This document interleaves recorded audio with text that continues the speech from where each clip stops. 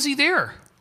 Because recently, as in within the last 30 years, according to some of my insiders, they found new ruins under the ice that are very advanced of these original ancient builders that crash landed there. And here is Buzz Aldrin.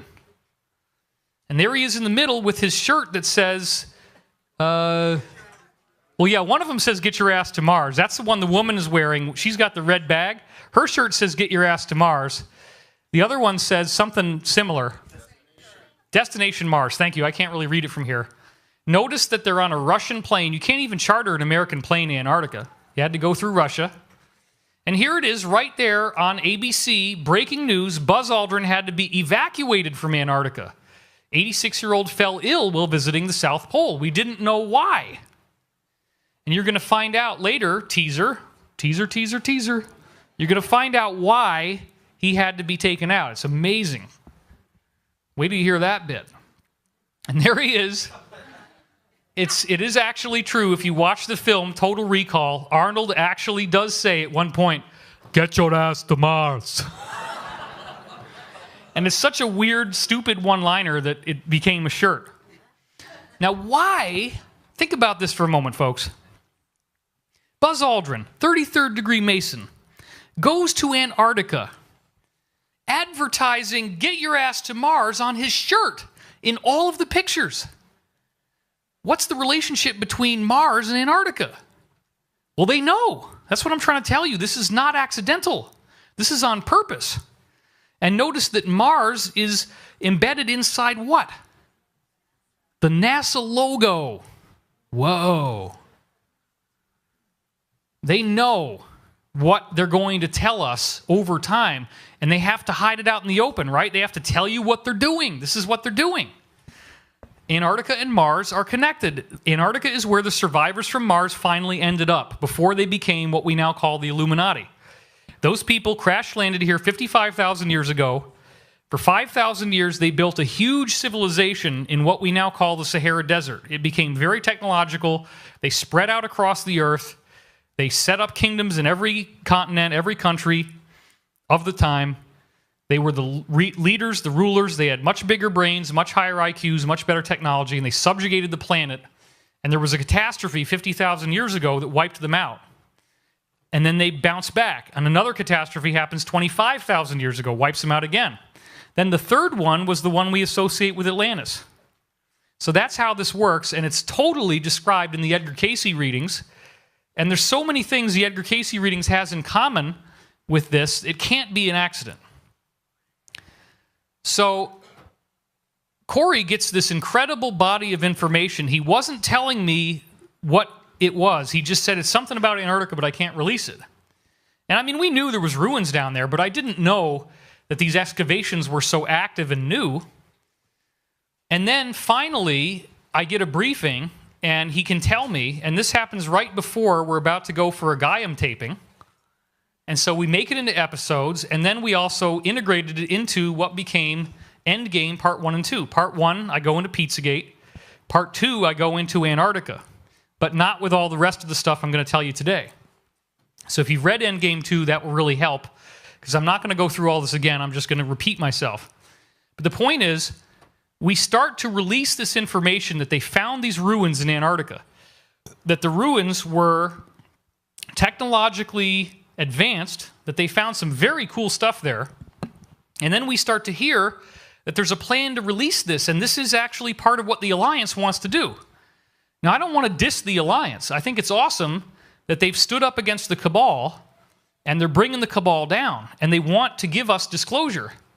But they're also saying this is the only responsible way to do disclosure, because if you do it too fast, people will freak out. That's the excuse.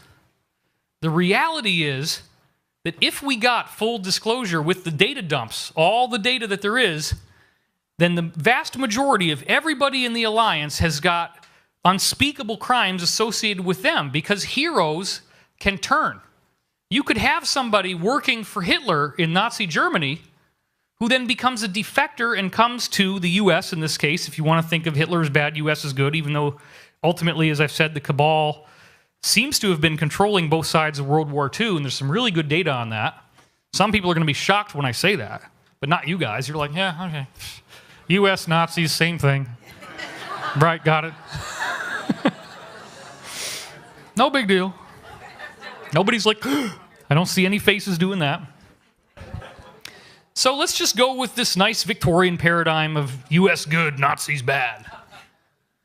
You have a defector. You have a Nazi scientist, and he gets compromised. He's part of that regime, and now he's a hero. He's a whistleblower. He comes forward.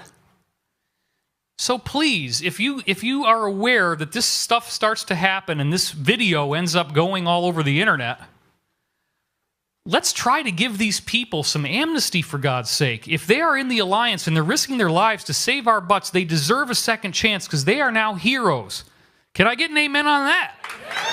All right. We have to be able to practice the forgiveness that the ancient teachings of all major religions tell us we should be doing. We have to be able to see that these people are not lizards and they're not monsters and they're not creatures. They're human beings who might have gotten stuck in something really bad. Some of the stuff that Corey Goode was involved in was really bad. He's admitted it on our show. But he's a hero because he came forward. There's other insiders that have come forward. But the alliance has pushed this thing out because, and this is the real story, they all want to die before the stuff would come out that would cause us to judge them. They want to die a natural death. They want to live out their life. And I understand that up to a point. I do understand why they would want to push this thing out 50 years, maybe even 100 years. And drib and drab it out, okay? But here's the thing. Our planet does not have that time. What the hell did we just hear about Fukushima? Right? It's frickin' 560 whatever sieverts per hour, which means that the robots would break down in 2 hours. A human being exposed to it for a flash is instantaneously dead. We have technology that can dial out that radiation like nothing ever happened. It's already there. That's known. The good old insider Henry Deacon told me that people that go into space, they have a little pill that you can take, and once you've taken this pill, you're essentially immune to radiation. You can get a massive dose and nothing happens to you. They have these very thin coatings that they can put on the outside of ships, even including our own NASA space probes. They had them too, because otherwise those guys would have been hash browns inside there, literally. That's why people say, oh, we never went to the moon. And one of the reasons, radiation from the sun would cook you if you don't have the atmosphere. Well, yeah, that's true. But what they don't know is that it was coated with this special polymer that totally shields radiation. So we have the technology. So look, you guys, I understand and I get it. You don't want to have embarrassing information. There's going to be a witch hunt. You probably will have to be, if this does happen with full disclosure, okay? You guys are going to have to end up going somewhere that you're safe from the torches and pitchforks of the masses. I get that. And I apologize because people will be like that. They're not going to like what they hear. But I will be one of the ones supporting you as heroes and saying that you deserve clemency. And this audience also, as you've just said, how do you feel about them being heroes if they're going to save the planet for us? Absolutely. They need our support. They need to see that we're not going to see them as creatures and monsters, that we're ready for the truth, even though it's going to hurt. And this truth is something that they very much know to be true. So we get this briefing from the Space Program Alliance because people at that level, where they've got all this really advanced technology, they want the whole disclosure to come out. And that's what we're fighting for. I believe that we will heal from this, and when these people in the Alliance are kept in safety, that they can eventually be forgiven and brought back out, and we're not going to try to kill them. Because the things that we're going to get as we get full disclosure will quickly make us capable of forgiveness. Because imagine if instead of having to drive home tonight, you just portal back home. If you have a little pocket portal, boop, off you go. That really didn't sound good. I promised I wasn't going to do a dick joke. That's 2 of them. Wow. It's hot in here. Can you imagine being at home, having a portal device in your home, and getting to travel out to a base on Pluto and come back in time for dinner? And get to meet all your cool new friends who are ETs. And get to see things that are so spectacular that you're literally shedding tears in amazement at what you're looking at. If we get to that point where you have a materializer in your home and you think about the best meal you've ever had in your life and you hit the button and boom, there it is, perfect. And it digests into pure nutrition in your body, cleans your mouth as you eat it, and leaves no waste products behind, and you don't get fat, you don't lose your teeth, you actually gain dental health, I think we'd start to feel a little more forgiving. If you got anti-gravity and you have your hoverboard that's a real hoverboard, not the frickin' thing that blows up under your feet. We saw this guy smoking weed on his hoverboard. It's true, it actually did happen.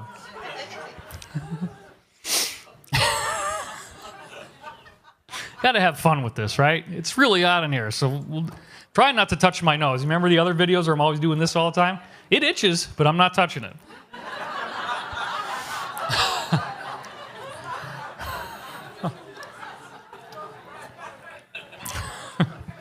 People say, oh, David's on cocaine, man. Frickin' did lines. That's why he talks so fast.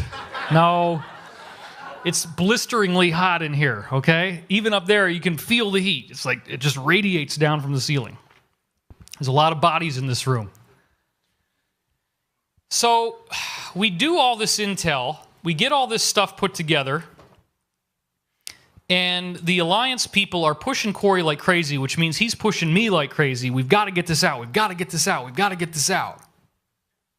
And remember, the Alliance doesn't want us to release all this because they want to do this over the course of 50 or 100 years. The Earth Alliance doesn't want us to do this, but the Space Program Alliance does, and the sphere beings want us to do this. So we got different factions that are trying to help the planet, but some of us want us to do one thing and others vociferously oppose. So we're going with what the space program people and the sphere being people have told us they want. And you have to trust that these are benevolent people, especially the higher beings, and that if they're advocating for this, that it's going to work out, and we're not going to have all the Alliance people killed in a genocide. It's not going to happen. Once you have that technology, once you have anti-gravity, once you have a car that you can fly through the air, point and click, you never have a car accident again, you can go anywhere you want, you can travel all over the cosmos, you can see incredible ancient ruins. If you want to, archaeology is probably going to become one of the most common jobs people take on. Right? Because we're not going to need money. You're not going to need to work a job. You're going to do something because you love it, because you're passionate about it. Isn't that awesome?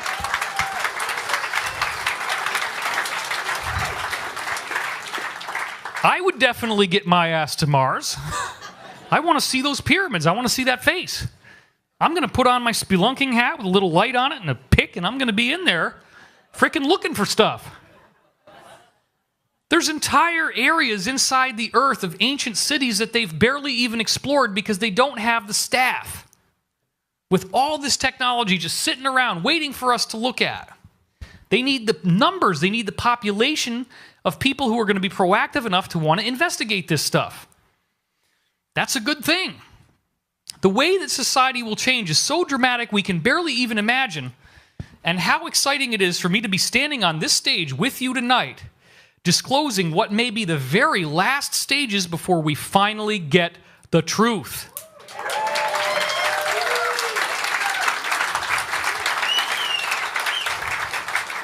Amazing.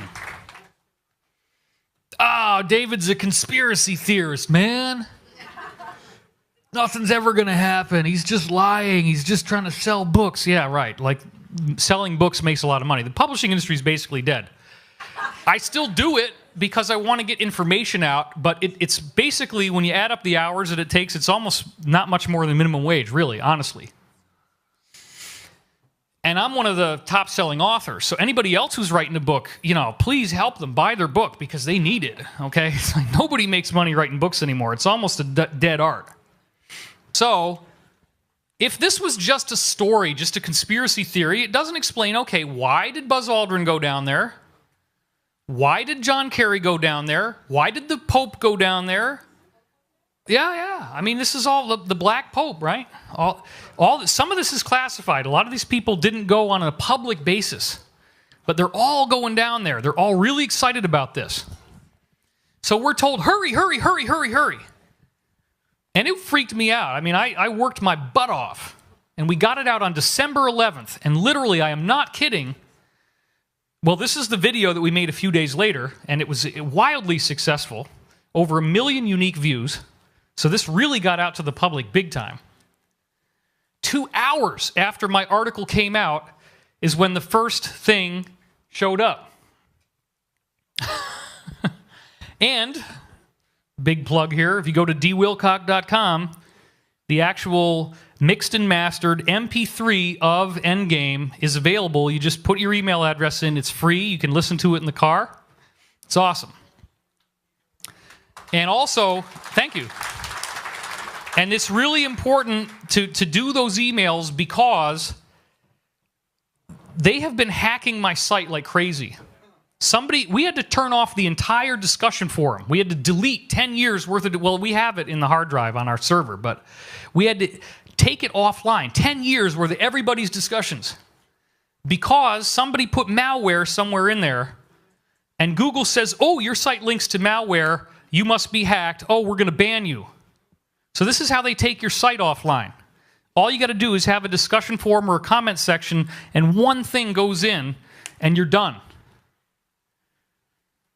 2 hours after we put this article out, tabloids start saying exactly the same thing, and it ended up on the front page of Drudge Report. Now, here's the shrinking reindeer from global warming, which is a sad story in and of itself. But then there it is in italics. The lost city of Antarctica, massive ancient civilization, lies frozen under ice. Holy shit. 2 hours after my article comes out? Is that a coincidence? Come on. No. This says the lost city of Antarctica. Shock claims massive civilization exists beneath a mile of ice. Antarctica is hiding a huge city underneath more than a mile of ice, according to incredible claims. December 11th. Artist's impression of a doorway to Atlantis. They're getting you ready. And we were told, you've got to get this out before you get scooped. And look, there it was, 2 hours later. Unbelievable. They talk about the Piri-Reis map, and they say, look, it's got the subglacial topography of Antarctica before they were supposed to know what it was. And they quote from Charles Hapgood, the original guy that had the theory that the Earth shifted on its axis in space. Antarctica was originally not on the pole, but it was tropical, and it moved. What they didn't get into was this interesting fact that you can look at Antarctica now, and if you look at the top of this image, it says subglacial lakes. So these blue areas are beneath the surface of the ice. The surface is all white and you just see ice. But if you go in there, they know that there are areas where there are lakes, meaning this warm water. And you can take a look and see where the lakes are, meaning this is where the continental masses are, and where two chunks of Antarctica, there's a big chunk on the right, a littler chunk on the left. We only knew that since 1958. There's another image of it in gray. But yet, here we have from 1754, the Buachi map from the Vatican showing Antarctica with a channel in between the middle right where those subglacial lakes are. So what the heck is going on here? They knew. Antarctica wasn't even discovered until the late 1800s. This is all going to be part of the disclosure. It was mapped back when it wasn't frozen. Back with the pre-Adamites. They copied this over from pre-Adamite books. That's how they got it. That's all part of the disclosure. Then the next day, December 12th, 12/12, important ritual date, the lost city of Antarctica. Shock claims massive ancient civilization lies frozen beneath a mile of Antarctic ice and could even be Atlantis. Isn't that something? Just one day after we were rushed to publish this thing, and I broke my butt doing it, there it is. Now, this is what it says in that article. Check this out. There's the link, so you can look it up yourself. Conspiracy theorists went wild earlier this year when a video claiming to be from the lost city emerged. Now, wait a minute. Is anybody here realistically going to deny that I'm not one of the greatest conspiracy theorists of our era? I sell books, I do conferences, we've got a huge crowd here at Conscious Life. I'm definitely one of those people. I didn't go wild because there was no video. They make this stuff up. They're leaking a fake story. It's fake news, but it's actually getting us ready for something that's very real. This alleged video that nobody ever actually saw, they just say, oh, conspiracy theorists, but you don't know who they are. They don't post a link. They don't show you the video. They don't give you any way of seeing where this video is or who wrote about it. They don't link to one article of anybody who said anything about this. Oh, just take my word for it. Yeah, the conspiracy theorists went wild. It appeared to show extensive ancient ruins hidden in the ice and was a video supposedly left behind by a California TV crew who have been missing since 2002. Now, this is what's so crazy, and it's one of the things that we really have kicked ourselves for, is that Corey had told me before they wrote this that there were teams down there that had been embedded since 2002 filming the archaeological ruins, getting ready for this disclosure. They've been doing it all that time, 14 years. And then this comes out a couple days later. I was kicking myself that we didn't leak that part of the intel in our article because it was so amazing. So I put it in as an update after this happened.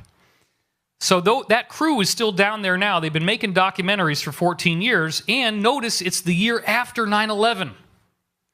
They needed this plan in case the botched job of 9/11 got exposed. And then they need to get a get-out-of-jail-free card. They need to say, oh, well, look, everybody, yeah, we did some bad stuff, but hey, now we're going to give you something good. Can't you be nice? Can't we all kiss and be friends now? That's the cabal's plan. Now the Alliance wants to actually release this as part of a benevolent disclosure. The only thing we're disagreeing with them on is how fast we get it. But they're setting the stage for that real disclosure with this right here. So then it goes on to say, archaeologist Jonathan Gray claimed that the U.S. government is trying to block the video from being seen because it reveals there is a massive archaeological dig underway 2 miles beneath the ice. But that's not the wildest claim, with several online websites claiming, wait a minute, what website isn't online, dude? Online websites, It's not exactly well written. Several websites claiming that there is a city in Antarctica and Hitler knew about it, making it a secret Nazi base. Now look at this. What they're doing is they're setting up the release of this video. They're promising something they intend to deliver, folks. They intend to deliver a video that shows a massive archaeological dig 2 miles beneath the ice. That is going to happen. This is the proof. It happened right after we published our intel. Is this a coincidence? No way. Then in this same article, they say, oh, by the way, we just found a Nazi base in the Arctic. Not Antarctica, but they show you a Nazi base in the Arctic. But then I did some research, and I start looking up, okay, let me just see if anybody else did something on Antarctica's Atlantis. The mainstream scientific journal known as Science, as good as it gets in academia, published this very strange thing in 1998. Check this out. There it is. There's the Science logo, AAAS. And look at the bottom. March 31st, 1998, ancient ruins found in Antarctica. Now, the first clue that something's wrong here is you got this little image of a guy dressed up in old-fashioned Shakespearean clothing, and he goes, oh, please. Okay, but that's about the only clue you get at first, that something's wrong. Ancient ruins found in Antarctica in a mainstream scientific journal. And here's the text, which I'm now going to read to you. Check this out. From 1998. Argentina, that's the first clue something's wrong. Why would it be, and is there even a place called Dirac? okay? It ends up being a spoof, but they're hiding things in jest.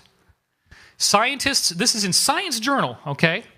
Scientists have uncovered the remains of a massive stone structure and other artifacts estimated to be 4,000 years old in a remote corner of Antarctica. The find, announced at a press conference here today, is the first evidence of ancient civilization on the icy continent and is being hailed as one of the most important archaeological digs of the century.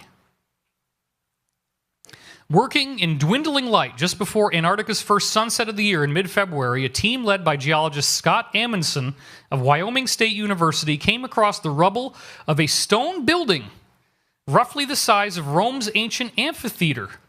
Interesting. One of my students tripped over a squat pentagonal block while we were hiking up near Doubleday Glacier, Amundsen says. And in fact, the briefings are saying that the melting of the ice in Antarctica is causing these buildings to poke out now. This is actually real. All the stuff they're telling you here is true. And they're preparing you for the disclosure that they might have done right after 9/11 if they needed it, which is why they sent those guys down in 2002. This was setting that up back in 1998, 4 years in advance. They knew what they were going to find.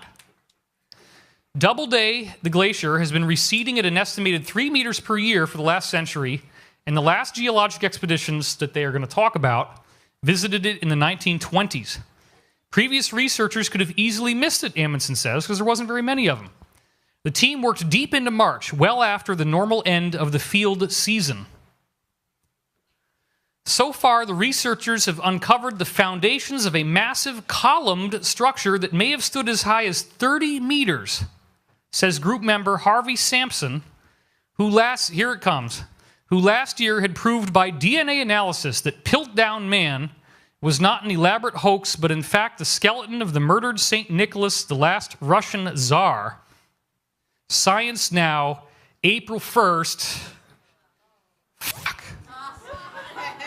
1997. April 1st, April Fool. They loft the big middle finger. And it goes on, and they say all kinds of stupid, crazy stuff then. It's all joking, ha, ha, ha, ha, ha. That part makes me angry, so I did not include it in the talk. But the point is, they joke about it. Oh, April Fool, in a mainstream science journal, talking about ruins in Antarctica. They tell you the truth, but then they disguise it. Isn't that amazing? Can I get a big round of applause if you think this is amazing? Unbelievable. Then, the article that came out 2 days after, 1 day after we published Endgame 2, links to this. Hitler's Ghost Island, secret Nazi treasure hunter base in the Arctic, found by Russian scientists after being abandoned over 70 years when the crew was poisoned by bad polar bear meat. That'd be a pretty rough meal in the first place. I don't know. And it says, a top-secret Nazi base in the depths of the Arctic has been found by the Russian scientists after more than 70 years. It's located in a remote island in Russian territory more than 600 miles from the North Pole. And here's a rusted shell, all these things. They have all these pictures of what they found there. So that's getting us ready that the same thing could be in south of the pole, the South Pole. We have William Tompkins now, who has come out as our big new whistleblower. Here he was as a young man, hired in World War II to debrief American scientists embedded in Nazi Germany's space program, including people that were working in Antarctica. And he confirmed that these ruins were known about all the way back in the late 1930s. They've had a long time to prepare for telling us the truth, which is really stunning. Now, what we're hearing from Corey is that not only is it Antarctica, they're finding that some of the ancient ruins on Earth have very technological things like portal devices actually buried inside the stones, including some of the oldest Sumerian stuff, and this is one of those examples. So we're going to have to probably protect this stuff when that comes out because people are going to want to tear them apart looking for technology. And they've been very quietly doing this with very advanced equipment to find these things and try to get them out before they tell us about this. But they're finding all kinds of cool stuff in there. And while looking at these ancient ruins, I came across this. Those are two ordinary humans of ordinary height, two men, holding, like slaves, an umbrella for a very tall human being. Isn't that interesting? A pre-Adamite.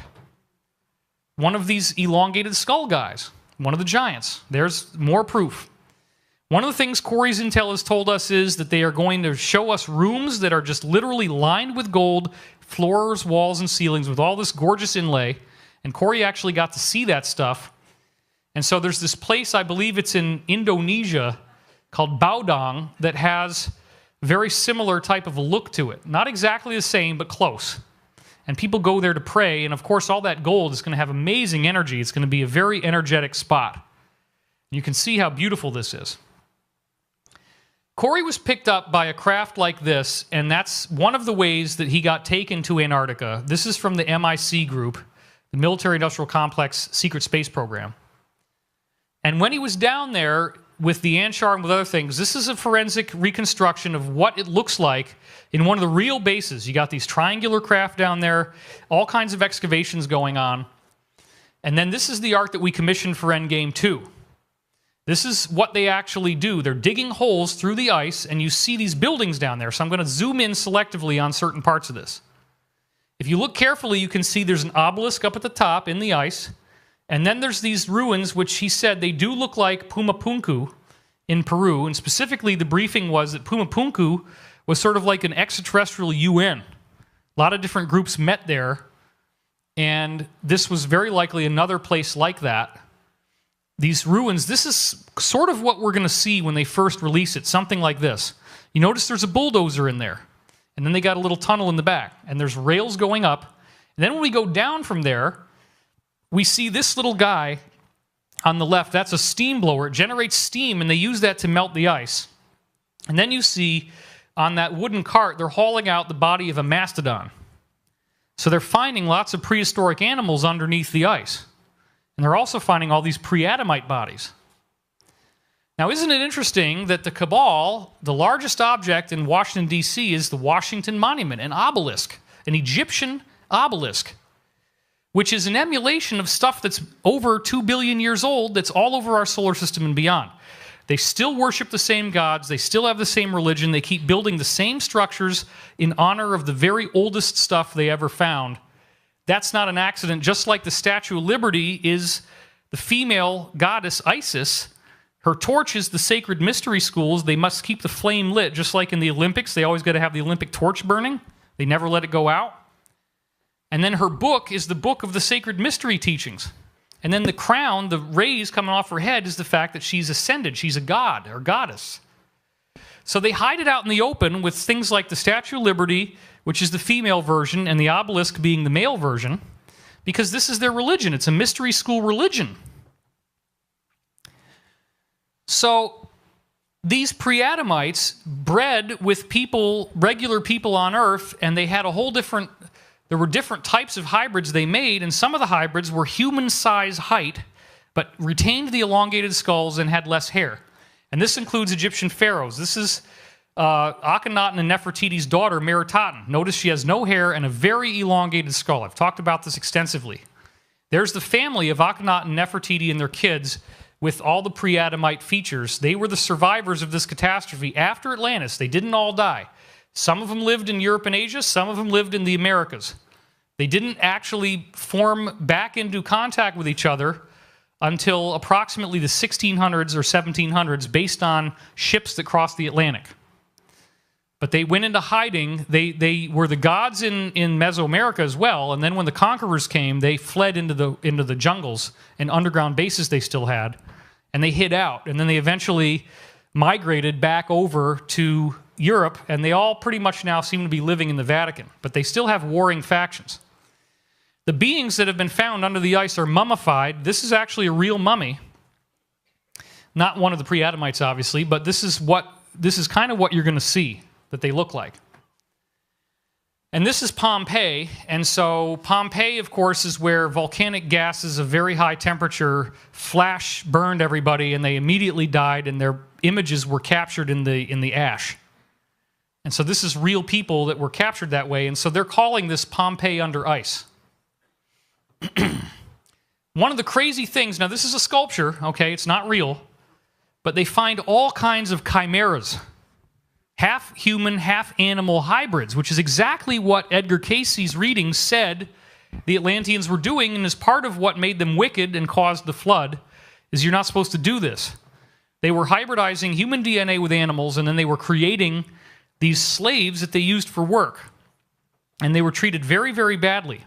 So some of them had a bull, the centaur.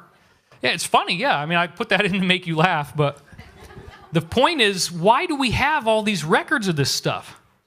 Because people saw them. They were real. They all died out eventually.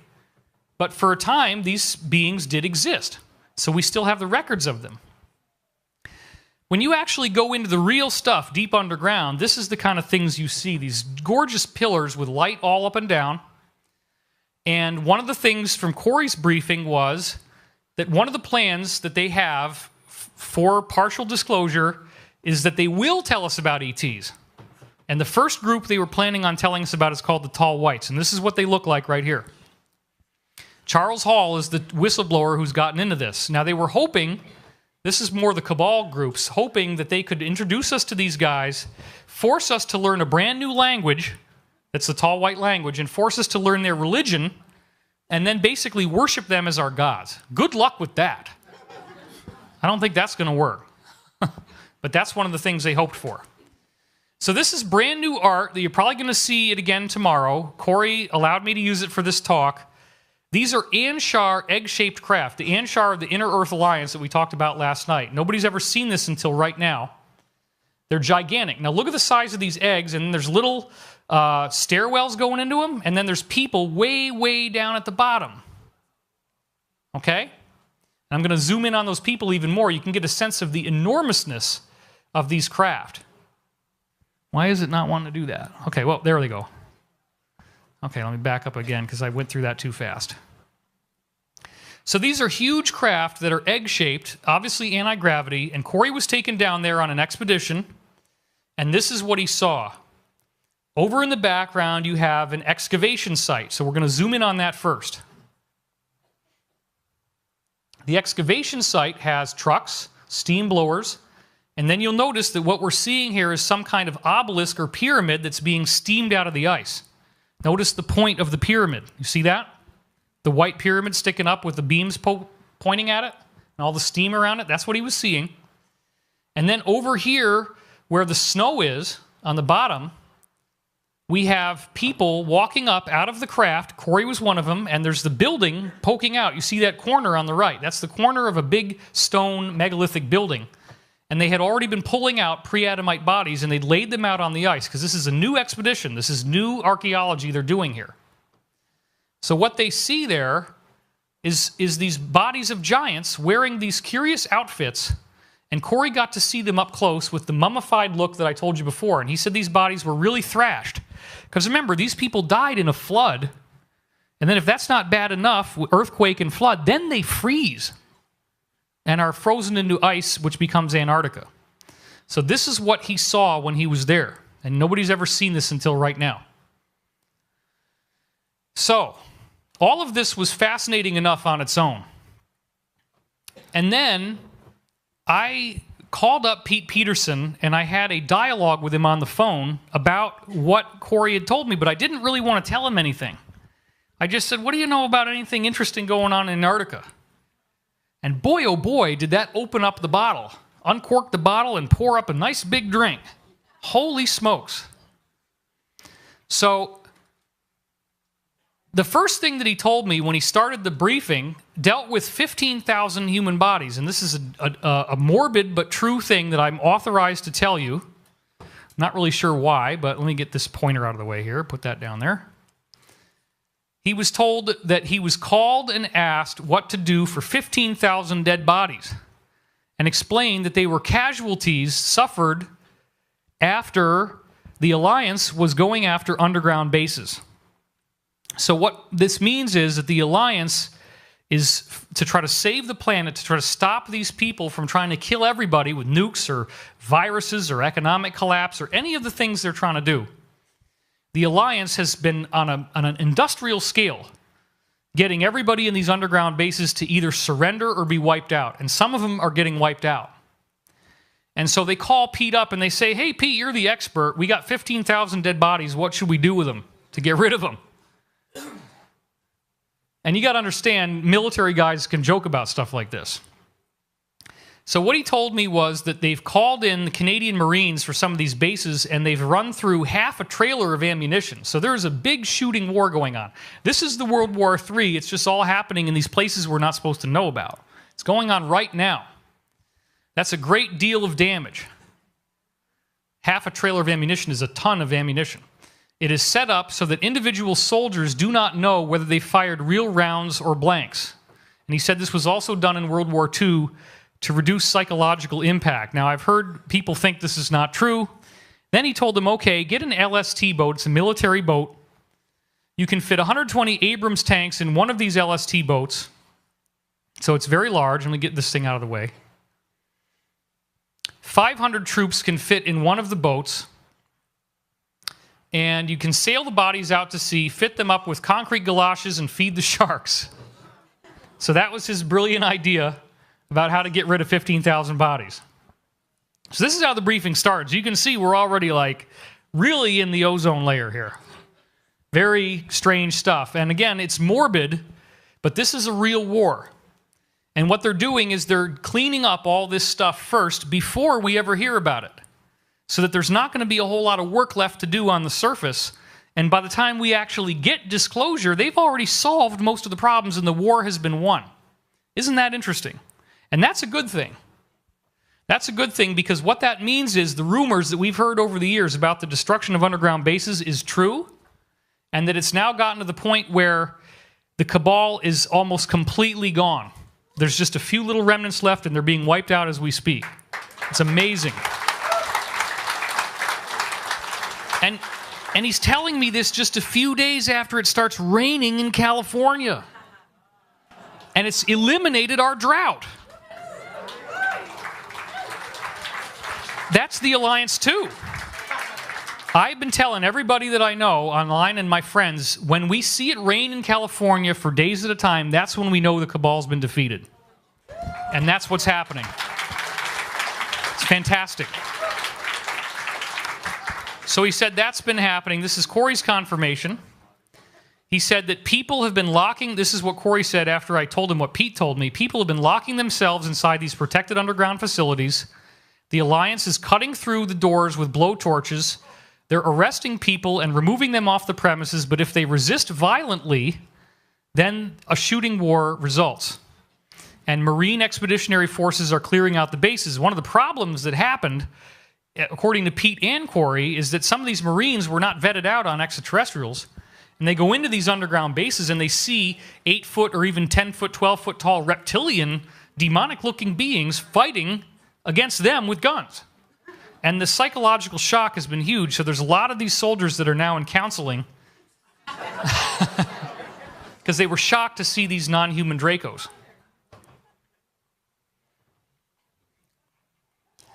Now, I'd started to ask him about the underground cities that he's talked about before, because this is where these people are hiding, that they're now going in and invading. He said a normal underground city will house 40 to 45,000 people. Some bases are there to protect people who aren't even there yet, meaning the bases are empty, and they plan on having people from the surface go down there to be saved from cataclysms. He said that they've got this Mount Timpanogos underground base where they've already set up his apartment. They're trying to get him to go down there, but he stays on the surface. They insisted that he have one 8 months ago. This was in January. And what they're planning on doing at some point is saying, hello, folks, guess what? The sun is changing. At 32,000 feet, you are now getting the equivalent of a chest x-ray in an airplane every 8 minutes. Now, they're not telling us this yet. So flying is becoming a problem. You're allowed 2 chest x-rays a year. They are hiring flight crews like they're going out of style. So apparently they're trying to keep this covered up, but people in flight crews that are on airplanes all the time are getting cancer a lot faster because they're getting all these x-rays. And this is because the sun is doing its thing. So, you know, I'm trying not to travel more than I have to. I'm getting all these invitations to conferences, and after knowing this stuff, I'm like, you know what? I think I'm good. Take my little 2-hour flight to Boulder and I'm happy. Once in a while. And it's a kind of a lower altitude flight anyway, so that's even better. They're trying to fly at lower altitudes now to prevent this from being worse. Now, I asked him a question. Benjamin Fulford recently reported that all of the U.S. aircraft carriers have been brought back into port at the same time. And he said, yes, that's true. This is happening in Portsmouth, Newport News, Savannah, North Carolina, Camp Lejeune. I don't know how to spell that, but that's phonetic. Lejeune, okay. Camp Lejeune, small bases in Alaska, San Francisco, Long Beach, which is down here below LA. All the ships are in. A lot of them were out because of what is going on in the Middle East right now, this war with the Alliance versus the Cabal and ISIS, which is the Cabal's cutout army. It takes 6 months of 24-hour-a-day work to replenish a full aircraft carrier. You can house 7,000 people on these carriers, and there are 2 new ones now that can hold 12,000. You have to fly the planes in to these aircraft carriers from military bases, then they have to land on the carrier. You don't roll them in, you fly them in. The reason that these carriers are all being called in now is to load on weapons that we've never admitted to, and that they weren't going to tell us about these weapons for the next 100 years. But disclosure is moving forward so fast now that they're actually going to tell us about this much sooner.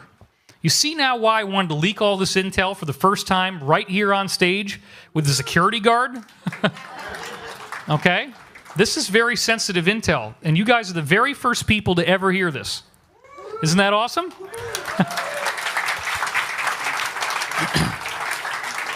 So he said this was January 12th, and he said last night Maurice Cotterell was on coast and admitted that he was aware of 3-mile-long flying aircraft carriers just like the ones we see in the Avengers and in Captain America. And he said they just finished the R&D on these flying aircraft carriers, and in order to service them, because they're in the sky, they used F-22s and F-35 airplanes. So they're flying these airplanes up to these aircraft carriers that are cloaked, and they're getting ready to tell us about that stuff too, because they built new ones. The F-22s and F-35s have had so many runs in order to properly do the work that's needed to go up and down from these things that now the planes are already wearing out, even though they were brand new when they started. So this is a huge effort that's being made. Now, what are they going to have? They're going to announce weapon systems that shoot laser solitons. The laser soliton will travel forever until it hits something solid, and this is part of the technology they need to actually take down Draco ships, which now the Earth Alliance has. The soliton can go through an 8-foot hull and penetrate directly into nuclear warhead racks. They can get rid of anything. They can shoot it down into the ground, take care of anything they need to take care of. They have things that will take aircraft out of the air. Russia has a nasty plane now, and he thought it was called the S-23. This is all part of the briefing, and it goes on. Finally, I get to the subject. Do you know anything about ancient ruins being discovered in Antarctica? And I didn't say anything else. Now, he doesn't go online. He didn't see my website. He didn't know that I had leaked anything about this. This was totally original. And he says, everybody's been there. Obama, Trump. Whoa. He let that one go. Buzz Aldrin. How did Buzz get altitude sickness, he asks me. I heard he said, holy shit, 7 times before he reached an altitude of 200,000 feet. 200,000 feet. Yeah, that's way outside the Earth. Because the acceleration is so fast, he'd never seen anything like it, and they had a window for him, so he flipped out. They went around the moon, saw the back of the moon, and then he saw all this stuff on the back of the moon, all these civilizations, and it totally tripped him out. Then they come back towards the Earth, and they go around one of these floating space station aircraft carriers I was just telling you about, and then they tipped the wings. The plane goes like this, whoop, and it shows it's like a hello to the aircraft carrier. Gave him a wing wave. So this is what ended up leading to him having a heart attack. Obama was told, you too can go through a leaf grinder if you say a word, even if you breathe it at night while you're asleep. And they talk to Obama like this all the time. It's really sad. The president does not get a lot of respect, to say the least. And this is where it's funny. And this is what he said, take it for what you will. He said, that's the real Obama and not one of the stand-ins. The real Obama has been locked up for almost 6 months now. Yeah, isn't that weird? And this gets into the idea of potentially cloning people, and that you can have clones that are programmed to be like the original or lookalikes. We don't really... There's different ways they can do this. I don't know if this is true, but, you know, I just listened to him, and I'm telling you what he said. So you can take it for what you will. Now, he talks about the craft. Oh, the C is there because when I post things in, I have to put a character there in order to make it so it actually looks white and proper. So I forgot to delete that one. I apologize. He said they have planes, and this is his funny way of talking. It's not spaceships. He says they have planes that fly regularly to Mars and the Moon. He's admitting this now. I say, planes? Not exactly the same kind of planes you're thinking of in the public eye. I said, are you talking about the black triangles with the dome on the top? Yes, that is one type. Then we go on.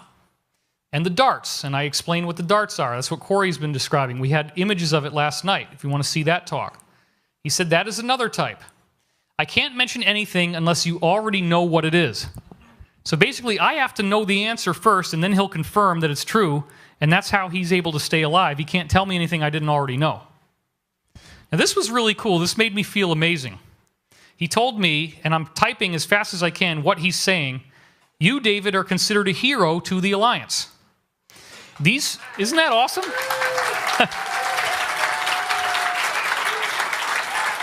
And for God's sake, let me drink some water here.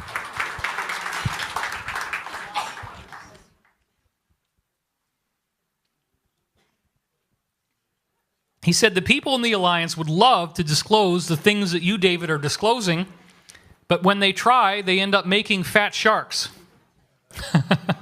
They get fed to the sharks with concrete galoshes. So they love the fact that I'm out there. He said, David, there are so many people who wish they could be on this stage. Well, let's say he was here now. So many people that would wish they could be on this stage tonight doing the presentation that I'm doing for you right now. And it gets to be me. So that's pretty freaking awesome. So thank you, guys. Thank you.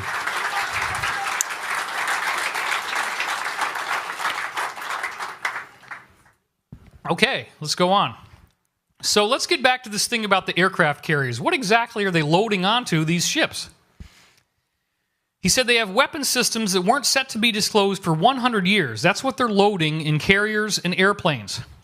Is it stuff that will look like flying drones, but full-sized? And I, of course, you know, he's not going to tell me unless I already have the answer. Corey had already told me this. He didn't know that. And he totally confirmed it. He said yes. And then he goes on to say they have dozens of prototypes of 3 different size drones. They have been using actual drones, the real ones, in movies for almost 4 years now. And this includes the movie Edge of Tomorrow featuring Tom Cruise. That movie had real technology in it. And it looks very real in the movie. It's like, wow, you know, they built a lot of sets for this movie. And they have that thing, it's like a metallic robotic suit that he wears. Also in the movie Avatar. So the movie Avatar is not fiction. It's disclosing the space program, going to other planets and mining. And having indigenous populations that they then wipe out in order to get the materials they need. That movie is true, and the technology in it is true. And he said to me, sometimes they run out of money on these film budgets, and instead of trying to build the thing, they just haul in one of the real ones from an underground base and film it. It's crazy. Those were real units. So this is something Corey sent me. It's got actually 8 propellers on it, 4 on the top, 4 on the bottom.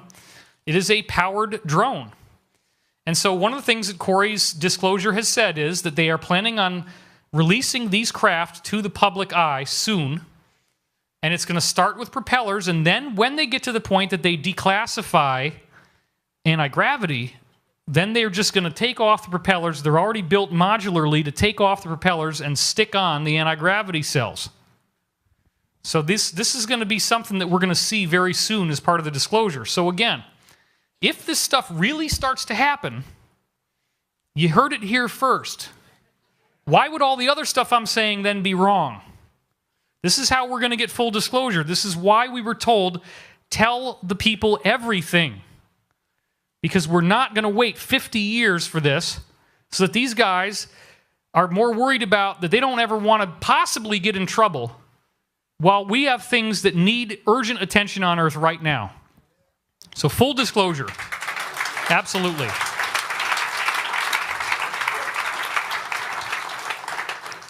And the briefing goes on. He starts to describe these 3 different craft and other things. He said, we have an airplane. Well, that's what he likes to call it. There's an airplane that flies up to 200,000 feet at a speed of Mach 12 or 14. That's what actually caused Buzz Aldrin to say holy shit 7 times. It doesn't require any fueling. Most of these craft go and hide behind a bigger craft, meaning like a space station. These space stations, or platforms as he calls them, are camouflaged from outer space at the bottom. So you can't see them from the surface of the Earth. And this is how he describes it works. Stars move across these craft at night at random and different brightnesses. It looks like there are clouds in the sky below these craft from virtually every angle you could see on the entire surface of the Earth. Let's say that the space station is a disk that's half a mile in diameter. They make a cloud beneath it that's 5 miles in diameter, and they also back project on it what it looks like behind the craft. And these technologies work 24 hours a day, 7 days a week. So there's all this stuff in the sky right now, back projecting holographic images of the stars behind them, and you either see that or you see the cloud. And they're already there. They're just getting ready to turn off the cloaking and show us what they got. Isn't that going to be crazy? It's amazing stuff. Cloaking is very widely used. Then we get into Antarctica and beings. This is where it gets really interesting. Have you heard anything about giant pre-Adamite bodies being found in the Antarctic ice, complete with elongated skulls? This is a very loaded question, but I want to see what he's going to say when I throw this at him. Yes. And then he goes on to say, not only did they find dead ones, but they found living ones that are in stasis chambers. And these are new excavations. They estimate the stasis beings have been there for at least 800,000 years that we know of. Now, he had written all this down. He has diabetic neuropathy, and he doesn't always remember dates very well, and his handwriting isn't necessarily readable to himself. And this was a briefing. He was writing things down as fast as he could, and they said to him, we want you to tell David this stuff so I can share it with you. Isn't that cool? So it appears that his 5 looks like an 8, because later on I said, is it possible that it was 500,000 years? He said, yeah, because, I wrote it in a funny way, and they told me so much stuff I couldn't remember everything. They wanted me to get this to you. I've done that. But I'm just telling you exactly how he said it at first. So this does appear to be 500,000 years ago. Now that's freaking crazy, because what that means is that some of the people from the original Mars civilization, all the way back 500,000 years ago, put themselves in stasis chambers that work so well that some of the surviving 500,000-year-old stasis chambers are still there in Antarctica inside these ships that crashed. And then I tell Corey, and he's like, you weren't supposed to know that. He was shocked. Well, guess what, dude? Pete's people are telling me that they want me to know that. Your people are telling me, oh, don't tell David. Well, there's 2 different factions. Not everybody's apparently coordinating on this. They were hiding from the Anunnaki as well as other people. The Anunnaki here, he's referring to Draco-reptilians, of course. As Anunnaki just means extraterrestrial, there's different types. So then, this is where it gets really amazing. Corey had not leaked this to me. They found a gigantic mothership under the ice with a new satellite that uses a lower-than-infrared imaging system. They found a man-made object, without any question, buried 3 miles below the surface. It was about 30 miles in diameter and looked like a craft. Now, this is where he gets really interesting.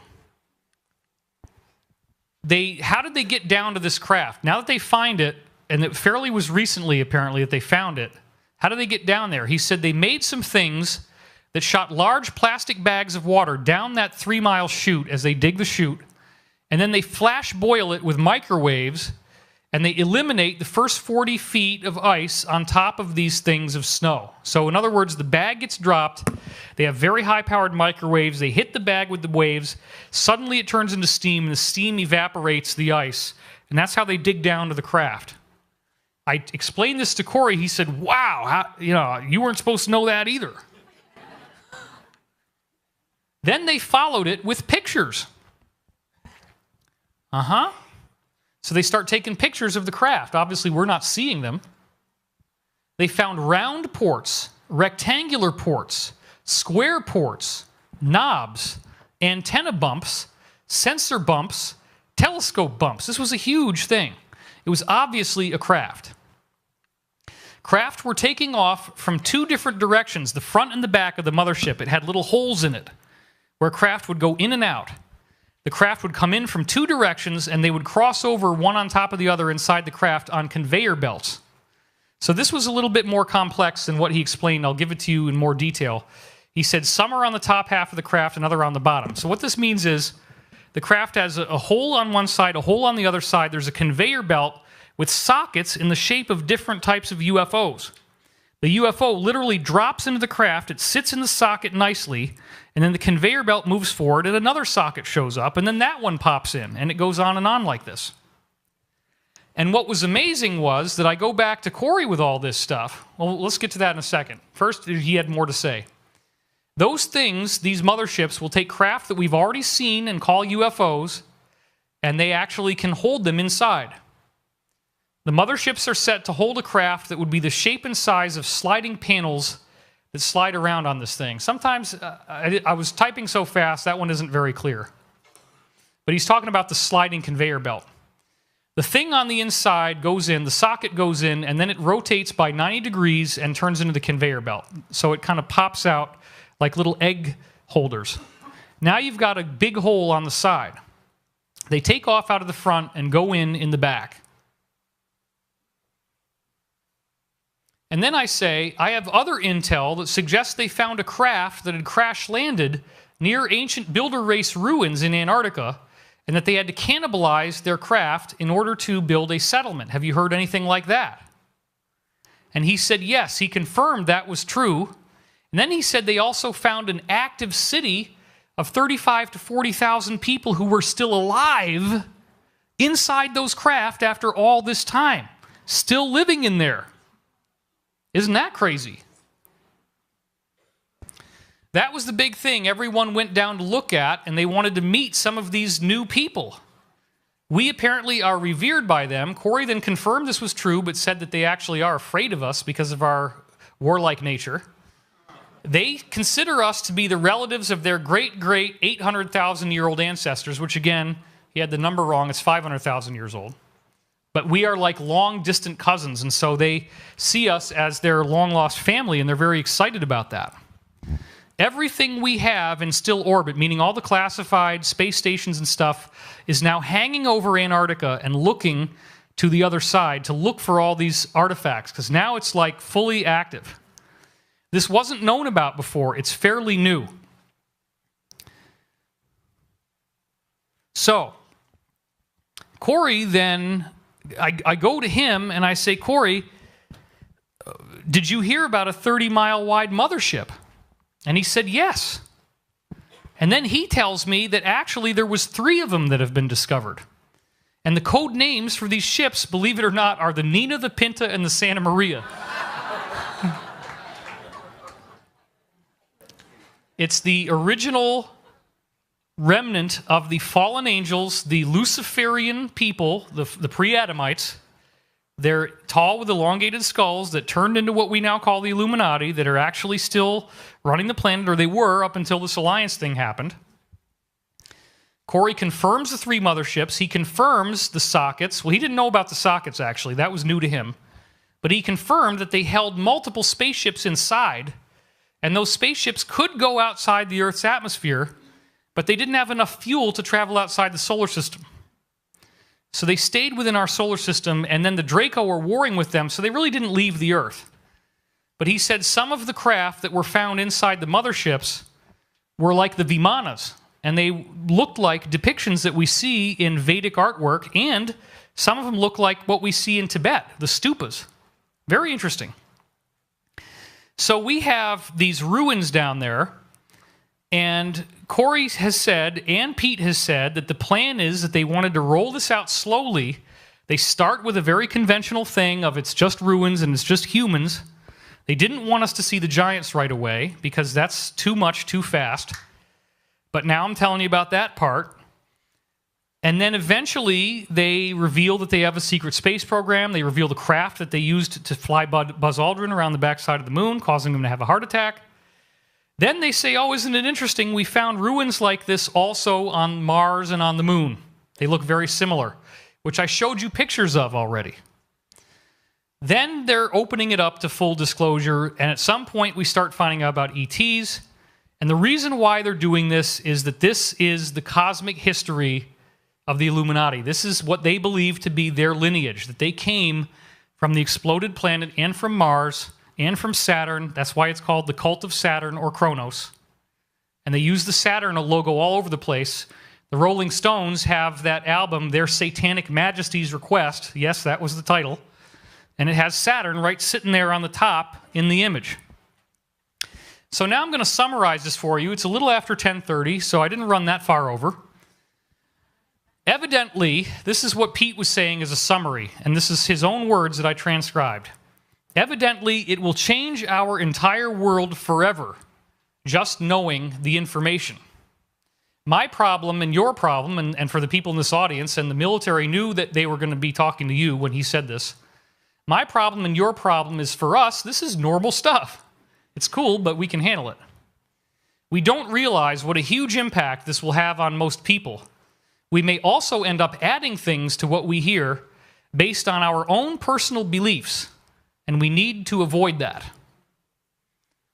So, to roll this thing out, I want to show you again, if you didn't see last night's talk or the visuals on that screen weren't very good, now that we got the right screen, what we're going to see when we're finally allowed into many of these gorgeous underground cities like the one that's in Antarctica, and there's many of them.